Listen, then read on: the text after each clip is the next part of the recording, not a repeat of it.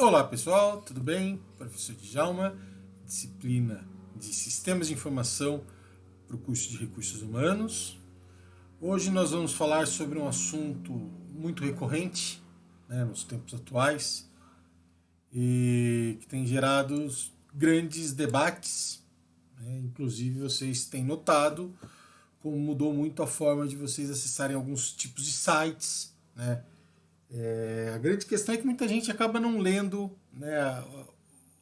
os termos de utilização de um site e aí depois começa a colocar imagens lá no Facebook dizendo que não autoriza a publicação, não autoriza isso, não autoriza aquilo.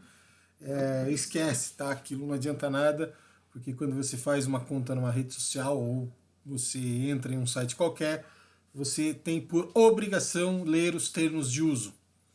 E os termos de uso ele deixa muito claro o que eles podem ou não fazer com os seus dados.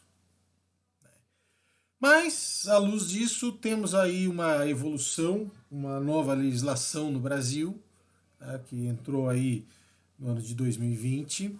Tá, essa legislação foi aprovada no ano de 2018, foi publicada no ano de 2018, tá, já vinha se discutindo há muitos e muitos anos. Era uma forma de proteger os seus dados, os dados dos usuários. E o detalhe muito importante é que isso não se refere apenas aos seus dados de uso de internet. Isso aí fala-se de dados médicos, o seu prontuário, um exame médico dentro de uma clínica, quem pode ter acesso, como é que essa informação pode ser utilizada. Tá? Essa é a Lei Geral de Proteção de Dados. Então, um grande resumo aqui, esse foi através de um projeto de lei número 53 de 2018, foi sancionado pelo presidente Michel Temer na época, tá? E ela vem muito na linha de legislações já adotadas em outros países, como Estados Unidos, China, Europa, tá? Então não é uma invenção brasileira, apenas uma adaptação. Inclusive na Europa isso já em 2018 já fazia 2 anos que eles estavam utilizando. A Suprema Corte da Alemanha em 1983 já debatia sobre essa questão do uso dos seus dados, de proteções de dados. A União Europeia fala disso em 2002. Tá? O Brasil demorou muito para chegar, mas na nossa Constituição lá, hoje, a nossa Constituição foi promulgada em 1989, e ela já falava alguma coisinha, mas nunca saiu do papel. E finalmente isso funcionou. A grande coisa legal disso é que não importa se você fez uma transação lá na Europa, ela vale para dentro do Brasil, então os seus dados eles seguem sendo protegidos. Tá? Mas qual é a finalidade dessa lei? A finalidade dessa lei é dar proteção, proteger os usuários contra o uso indiscriminado dos seus dados.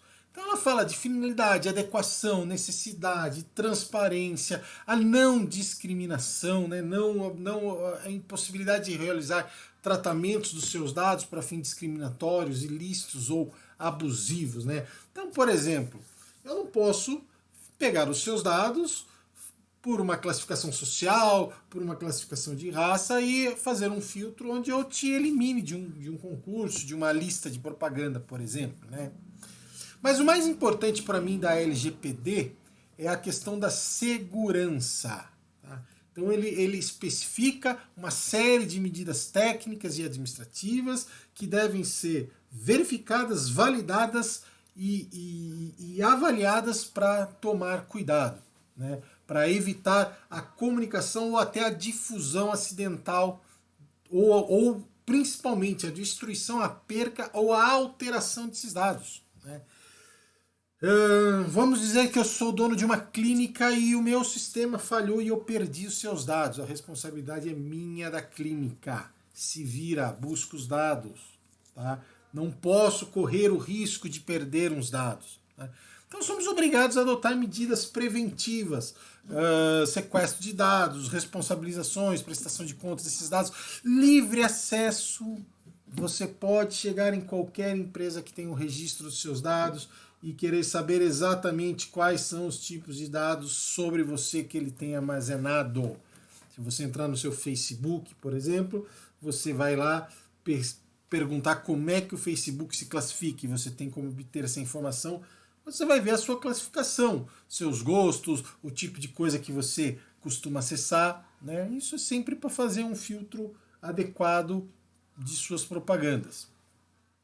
O dado pessoal, né? O que é relevante? A gente precisa entender o que é dado pessoal. Dado pessoal é relacionado à pessoa natural, à pessoa identificada ou identificável. Pessoa natural, nós falamos de pessoas físicas. Tá? Outra definição relevante é o tratamento disso. Toda operação realizada com dados pessoais, ou seja, aquelas que se referem à coleta, produção, recepção, classificação, utilização, acesso, transmissão, distribuição, processamento, arquivamento, armazenamento, eliminação, avaliação, controle da informação, modificação, comunicação, transferência, difusão e ou extração. Preciso saber do que se trata dados pessoais. Então, tratamento, todas as operações relacionadas a tudo isso que eu falei aí para vocês, né? Titular é a pessoa a quem se refere os dados. Os dados são seus e não da empresa. Você apenas deixa que eles utilizem os seus dados, né? O responsável, a definição do responsável, aí sim, é a empresa que está coletando os seus dados. Por exemplo, na faculdade, né? Nós temos os seus dados na secretaria. Vocês fornecem os seus dados e a faculdade armazena e trata esses dados. Ela não pode vender esses dados, ela não pode ceder esses dados sem o seu consentimento. Né? Ela não pode, por exemplo, tirar uma foto sua e utilizar a foto sua em uma propaganda sem o seu consentimento. Isso fere a legislação dos direitos de imagem. Tá? O operador são as pessoas que realizam esses tratamentos em nome dos responsáveis. Ou seja, você é o titular, a faculdade é responsável pelos seus dados, o operador é toda pessoa da secretaria, professores e todo mundo envolvido no métier da faculdade. Tá? E os agentes de tratamento são as pessoas físicas operadoras propriamente dito.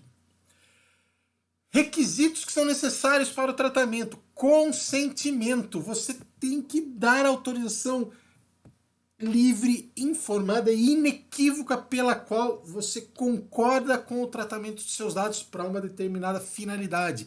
Não existe aquela coisa de uma declaração genérica para os devidos fins. Não, para devidos fins não existe. É para que a sua informação vai ser utilizada. Tá? Isso tem que ser por escrito ou por algum meio que demonstre a sua manifestação. Tá? Se for por escrito, essas cláusulas têm que estar destacadas das demais, elas não podem aparecer nas letrinhas miúdas. Tá? Quando você entra num site e aparece que eles usam cookies e você aceita ou não, sempre junto tem um botãozinho para você verificar o que são esses cookies que eles estão solicitando. Porque, óbvio, se você não aceitar, você não acessa o site, também é um direito deles. Tá? É um direito que a pessoa tem. Olha, eu não aceito. Beleza. Então, você não aceita os termos de serviço, você não vai participar. Você não vai acessar, mas você tem que deixar claro isso. Tá? Não adianta esse aceite ou não aceite vir escondidinho. Isso tem que ser claro. Tá? As mudanças não de finalidade, elas devem ser avisadas. Quando você recebe, por exemplo, lá do Google, do Facebook ou de algum outro lá, uma mensagem, atualizamos os nossos termos de serviço. Você atualizou os termos, foram atualizados os termos de serviço porque eles mudaram face a alguma legislação. Então você novamente é obrigado a aceitar. Essa sua autorização ela pode ser revogada a qualquer momento. Você não é obrigado a consentir o uso indevido, indeterminado e atemporal das suas informações. Tá? Que mais que temos para falar sobre leis de proteção de dados? Somente pode ser armazenados dados que se relacionem com a atividade fim. Né? Eu não posso, por exemplo, pedir lá seu sexo, sua data de nascimento, se eu não tiver informações sobre isso, se eu não tiver necessidade sobre isso, né? Eu preciso ter por que eu quero essa informação, qual o uso que eu vou fazer dessa informação. Isso tem que estar muito claro, isso não pode ficar escondidinho, tá? Então, eu não posso, por exemplo, num cadastro laboratorial, querer saber qual o seu tipo de residência, se ela é própria, se ela é alugada. Qual a finalidade dessa informação? Por que eu preciso saber se a sua residência é própria ou alugada? Por que num cadastro de um exame de laboratório, por exemplo, eu preciso saber se você tem carro, né? Se o seu carro é financiado, né? Então não preciso, né? Numa ficha de currículo, por exemplo, a não ser que seja uma convocação ou um currículo para motorista que possua carro próprio, né? Senão eu não preciso saber seu carro. Não me interessa. Não faz parte do métier. Não faz parte da finalidade. Tá? Então eu só posso trabalhar com esse tipo de informação, que sejam estritamente necessários para as finalidades pretendidas. Certo, pessoal? Basicamente é isso. Eu queria trazer esses detalhes aí sobre a Lei Geral de Proteção de Dados e eu queria que vocês fizessem uma resenha, né, uma página no máximo, né, 500 palavras no máximo, sobre as suas percepções sobre a segurança da informação, né? Como que essa Lei Geral de Proteção de Dados poderia afetar você como recrutador, por exemplo.